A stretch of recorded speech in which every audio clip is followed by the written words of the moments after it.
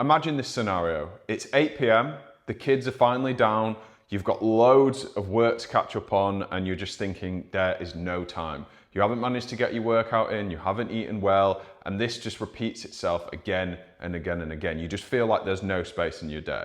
Now, I've been there before, and I've really recently had an experience that's opened my eyes to the idea that time isn't something that you find, it's something that's right there. You just need to be able to see it.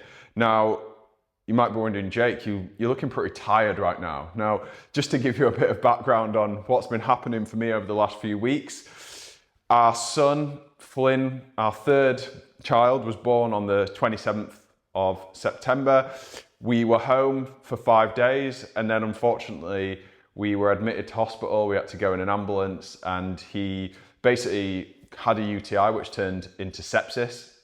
They put him straight away on antibiotics, and he's better. He was recovering really fast. He's super healthy, he's putting on weight, but we had to stay in hospital for over a week and a half, and we're having to go back there every single day to finish his course. It's been a crazy period. Obviously juggling 2 other toddlers, juggling the business, everything else that's required in a busy life. And yeah, it's been pretty crazy. I'm emotionally exhausted, physically exhausted, amazingly proud of my beautiful wife powering through, and everything that's going on, having to recover from actually giving birth, as well as trying to emotionally handle the fact that your child feels like they're in jeopardy, has been crazy. And yeah, I'm so glad that everyone's home. But basically, to cut that story short and bring it to a conclusion, the reason today that I really wanted to talk about finding time or creating time, or the idea of I don't have time, is that during this experience, I've still managed to actually find that time, create the time, do the workouts, stay on top of all of this despite everything that's been going on. That's one side of it. And then the other side of it is the way that it's pulled me back from the busy schedule that I was actually inflicting on myself. Now, many of you will have heard the term busy fool, like don't be a busy fool. And I really feel that I've learned that lesson of what a busy fool is this time, because now I've returned to work, I feel like I'm much more productive. I feel like I'm finding more time in the day. There's more opportunities. And we often fall into that trap of trying to plug all these time pockets with things that we feel are productive. But if we were to actually go and analyze that and look back, we'd find that we weren't as productive as we actually thought. So let me just pull up some visuals. Now, obviously, some of you are going to be listening to this. I'm going to describe this as much as possible, but I do recommend you jump onto YouTube if you can, so you can get the visuals that go along with this. So let me just pull up the iPad. So where are we? Let's go. Now, if we think of our time as like a pie chart, right? And we feel like our day is completely full. And this is the day that we are experiencing. So this shaded in area here, this is our perceived reality. So what I've done here is draw a pie chart, cut off, I don't know, like 2/3, and that's our perceived reality. And we feel like that time is totally full and we don't have any opportunities to actually get our workouts in, to dedicate time to self-care and looking after ourselves. But we actually have this actual reality here, which is this block of time that kind of gets lost. We don't see it, and it gets frittered away on all these little things. And the key to actually figuring out this issue of time is to unlock that actual schedule, unlock those secret areas of our schedule so that we can then go and create those times and do the things that we want to do. So if we imagine our time like a funnel, and then all our time goes into this, and then out of this we have loads and loads of time leaks, right? So it could be overthinking, could be procrastination, could be making that third cup of coffee, which you could call procrastination as well. Could be unnecessary tasks. Could be maybe wasting time on like scrolling, right? Or it could be a too long lunch, or it could be taking unnecessary meetings. right? I'm sure you can think of lots of different leaks from your own funnel, and you could probably add them into your own thing and think like, where are those opportunities for me? And then what we actually get out the bottom is the time that we feel we have. And with all of those things, it's no wonder, on top of work, family, everything else, that we do feel like compressed, and we do feel like we have no time to do the things that we want to do. I think on top of this, there's also things like time that we spend thinking, like decision fatigue, like over planning, trying to perfect everything. And they're really important too, because when it comes to finding or creating time, it's not just about actually seeing that window, but it's actually about making the most of even small pockets of time and not thinking, I don't have an hour, so like, what's the point, basically? And we will get into strategies that we can use for that, and I can point you in the right direction for some of those things. And then, yeah, what comes out at the bottom of the funnel when we've removed like all the actual necessary stuff and then all this wasted time is they're the things that actually get done at the end, right? So you can see that time isn't necessarily lacking, it's just leaking in lots of different ways. So on one side, we've got the leak, and then on the other side, it's actually utilizing the opportunities within those leaks to get things done that we need to get done. So if you can imagine, we've got two people, right? And what I really want to talk about now is awareness. Because when we have awareness over where our time leaks, then we can actually go out and seize those opportunities and actually create that time. So the unaware person has energy and time flying everywhere. They're all over the place. They feel like they're busy, it's scattered, and there's no direction. Whereas the aware person that's actually mapped out what the day looks like and identified those areas of procrastination, of decision fatigue, of overthinking, of too long coffee breaks, whatever it is, they are very, very clear. They have one simple structure to follow, and they're very clear on those opportunities where they can actually create time. And that's why actually having awareness and just taking a bit of time to map out your day and what it looks like and where those opportunities are can create like a very clear focus when it comes to actually getting stuff done. Obviously, in our case, we're talking really about workouts and self-care, but anything that you want to get done on your schedule. So if you actually want to find those times in the week, what I recommend doing is mapping out your day or your week on some kind of graph. So you could basically plan in those blocks for whatever they are, and then suddenly you create these areas of opportunity. So it might be you have a meeting here. For me, it might be working on social, replying to clients, and then just general admin stuff here, right? So let's say that's the day. Suddenly, we've identified these pockets of opportunity here. And these aren't necessarily even just 5-minute blocks. Maybe they are. Maybe they're 30 minutes, maybe they're 60 minutes, right? But we have all these different opportunities, which we are probably then going to fill with mindless, busy fool-esque tasks. So once we've identified these things, then we can actually start to utilize them and actually make the most of them and use them for our workouts, for our self-care, or anything that we want to get done. Now, actually identifying them and taking action on them, that is a skill in itself. And you're going to have to practice a little bit of discipline to move away from the procrastination, move away from the mindless scrolling, actually stop yourself partaking in those habits that are sucking your time away and that are leaking your time. There's almost two different things. Like, we can know it, but then actually having the discipline to act on it is a different thing entirely. But I know a lot of you guys, you are very successful. You are very disciplined in your work. So I think it's more about the mindset of actually identifying that time and going, oh, wait, I actually do have time to do this, versus actually having the discipline to go, I'm not going to waste it procrastinating. I'm not going to waste it scrolling. And I think once you've got a clear visual of this, I'm a visual person, this kind of helps for me, then it's very easy or easier to act upon rather than feeling like the day is just a whirlwind and it's getting lost. So let's say this is our day, right? So what I've done is I've drawn a graph, I've mapped out different time blocks for things that I'm doing throughout the day. For me, there's all sorts of stuff on this as well, like family, like life chores, all that sort of thing, but this is just an example. So we've identified a 5-minute block, a 30-minute block, and a 60-minute block, right? So we could just go, right, cool, that 5 minutes is going to be 5 minutes of mobility. That 30 minutes is going to be a 30-minute bodyweight workout, and we just do it in the office or we do it at home. And that 60 minutes, it could be just prep some food for the next day, prep food. And suddenly you've found all these opportunities to do the things that you wanted to do, and you haven't actually had to create more time. You haven't had to compress anything that you were already doing. And I'm not going to say that everyone's schedule is going to have this hidden 95 minutes available, but what you might have is a 10-minute, you might have a 15-minute, you might have a 30-minute, right? So once you've identified those for yourself, then you can go and do something with them.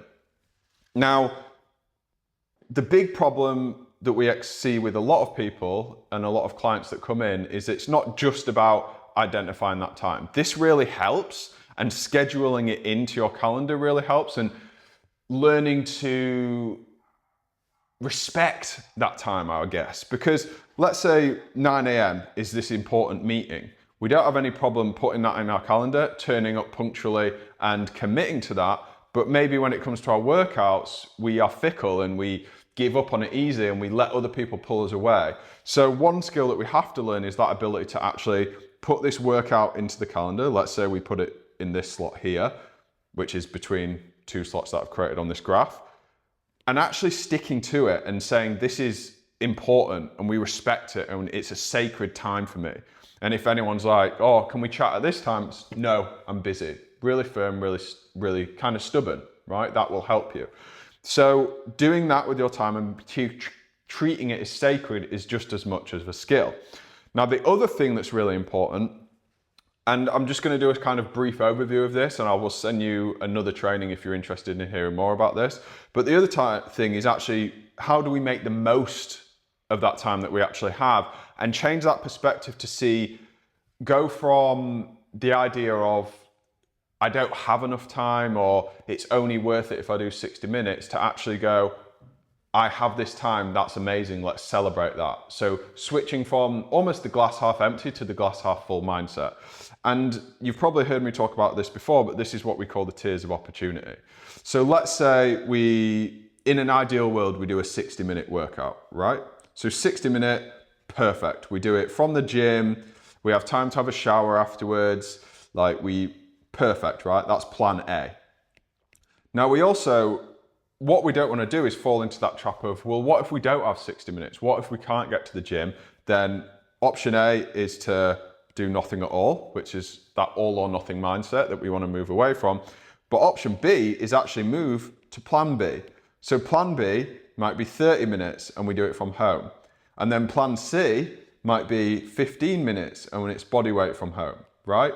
So you can see it's about having these safety nets and these fallback plans so that you actually make the most of the time that you have available. It's not just about identifying the time and being like, this is the perfect slot for me to get the thing done. We also want to be flexible with our time as much as we can as well. And being flexible with our time, it's not even like a physical thing. It's actually more of a psychological thing to go, okay, I really wanted to do 60 minutes today and I wanted to go to a gym. I've only got 15 minutes and I'm not going to have time to get out the house. You could either go, I'm not going to do anything at all, or you could actually go, let's make that 15 minutes count. And I promise you, just like investing, right? If you compound those 15 minutes every day or every other day over a year versus doing nothing at all, you're going to see profoundly different results, profoundly better results than you would doing nothing. And something that's a modern piece of wisdom that's thrown around is that the 60-minute workout that you never did is never going to be the 10-minute workout that you did consistently, right? So trying to be as consistent as possible and actually seeing time as a gift rather than seeing as something that you don't have and something that feels busy all the time. So now I want to just explain something called the capability graph. And this is basically just the visualization of what I've just talked about then. So what we typically do, we'll make time really strict in our schedule and we'll have this period of intensity. So this is really sharp line up the thing. And then when life gets busy and when we get thrown off, we then come back down. We come back down.